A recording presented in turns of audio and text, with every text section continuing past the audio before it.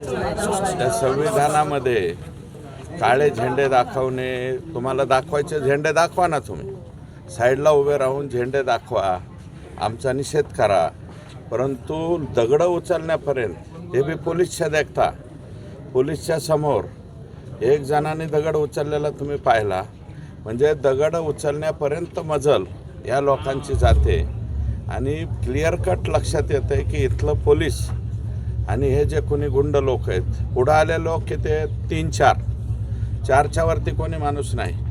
परळीमध्ये जे 10 ते 12 जण लोक होते, पोलिसांनी उचलायला सुरुवात केली तर 2 राहिले. परंतु म्हणजे यांची वागणूक कशी आहे, माजी पालकमंत्री यांच्या या राज्यामध्ये म्हणजे यांच्या या भागामध्ये दुसरे आणखी एक मंत्री त्यांच्या भागामध्ये लोक कशा पद्धतीने वागतात. एक जबाबदार लोकप्रतिनिधी 5 टर्म आमदार निवडून आलेला, मी राज्यमंत्री राहिलेला, माझ्या गाडीच्या समोर अशा पद्धतीचे पोरकटपणाची लक्षणं, बरं का, दगड उचलणे. आता मारणार आहेत का दगड? खरंच दगड मारणार आहेत का? दगड मारणार नाही, काय नाही, फक्त लोकांच्या पुढं आम्ही यांच्यासाठी काहीतरी करतो असं दाखवण्यासाठीची ही स्पर्धा आहे.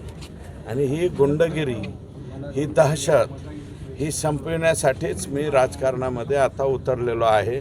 आणि आणखी आता यांचे तर खुलाशावर खुलासे.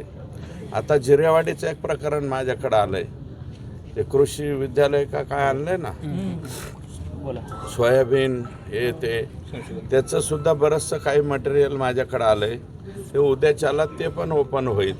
म्हणजे स्वतःचं. आणि हे सिरसाळा जे आहे या गावाचं मी अनेक वेळा नाव घेतलेलं आहे की इथं मार्केट कमिटीनं चुकीच्या ठिकाणी गाळ्याचं बांधकाम केलेलं आहे. गायरानावरती मार्केटला दिलेली जागा एकदम पाठीमागे आहे.